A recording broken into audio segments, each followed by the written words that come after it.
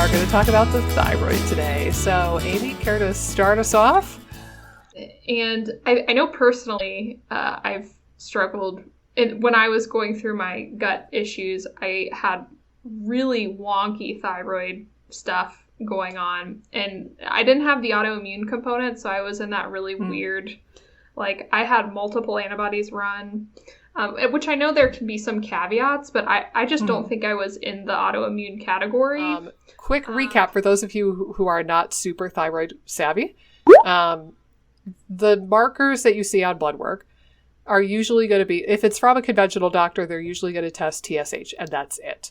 TSH is not produced by the thyroid. It's produced by a part of your brain, and it's your brain telling your thyroid, hey man, make more juice.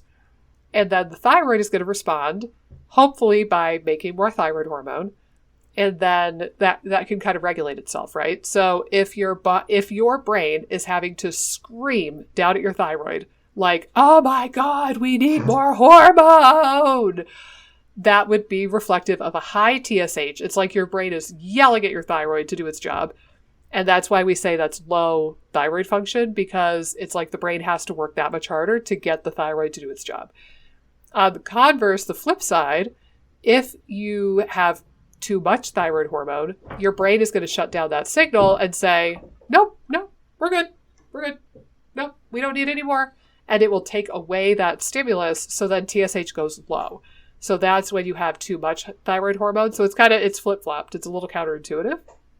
But then there's two thyroid hormones, T4, which is the vast majority of the thyroid hormone your gland produces, but it's not really active. And then T3, which is what we've referenced already, and that's the active form of thyroid hormone. That's the stuff that can go bind to your cells, do all the cool metabolism things, and all the cool things that we want thyroid hormone to do. Both are important, but like one is a little bit more of a storage form and one is the active form. So that's kind of your thyroid physiology primer that admittedly could have gone at the beginning of the episode. True. And I think like thyroid too, just from a hormonal standpoint, it's viewed as like a metabolic type hormone. Mm-hmm. It controls the rate of like how we're using energy, those sorts of things. And again, it affects like the rate of digestion too, which is again why it can be so problematic. I think when there's a SIBO situation or again from an IBS situation, because it can affect motility and digestion. But at the same time, too, like I feel like, again, they're always feeding back and forth. So, again, with thyroid stuff, sometimes it is like chicken or egg situation. Yeah. And they're always kind of feeding back and forth. And I think you have to sort of do things that are supportive of both to reach homeostasis. And I think, again, with hormonal stuff, sometimes people, and even with gut stuff too, like we were talking about earlier, it's very easy to kind of go down one rabbit hole and be like, oh, I'm going to fix my gut to fix my thyroid, or I'm going to fix my thyroid and that'll help with my gut. But it almost has to be a very, very like dueling plan where you can address each piece. So.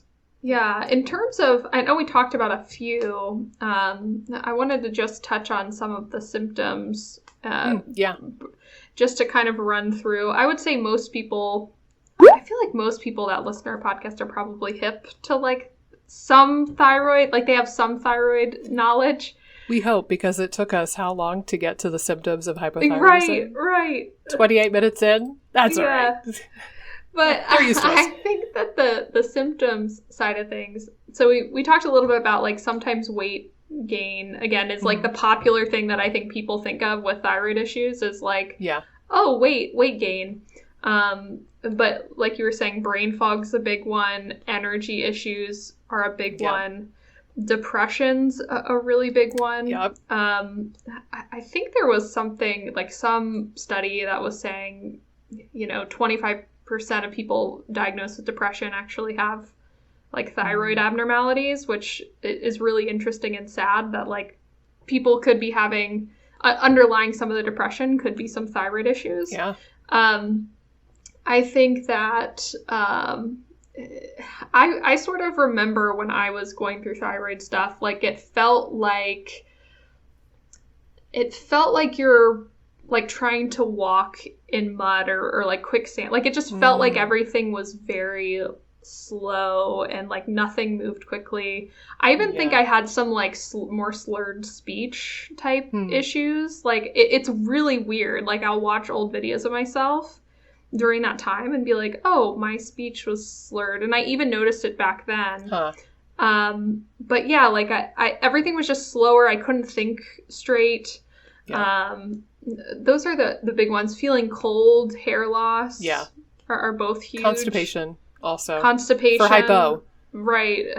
From a gut symptom standpoint. Constipation's a huge one. Yeah. So those are the big ones that I see. Did I miss any besides the constipation? The one that we should probably talk about on a gut podcast? Yeah. Well, I mean, I think you hit on pretty much all of them. The biggies, at least. I mean, you can have like skin changes and edema and like there's other stuff that goes with it. Yeah. Dryish skin. Like scaly. So there's other stuff certainly that'll go with it. I think that tends to happen more in like really pronounced cases. Yeah. Like if you have a TSH of 5, I don't know if it's enough to really change your skin drastically. Yeah, and iodine, just for people to know, iodine, like when we say T3, it's because it has 3 iodine. T4 has 4 iodine. So you need iodine to make thyroid hormone. Yeah. So it's a really critical piece. I think it's interesting because I find that like the other nutrient that gets discussed a lot is selenium. Yep. But I think selenium's something that like most people get in their diet. Like I don't think that's necessarily a nutrient that I see being like super deficient in someone's diet. I don't know. What about other nutrients? I'm thinking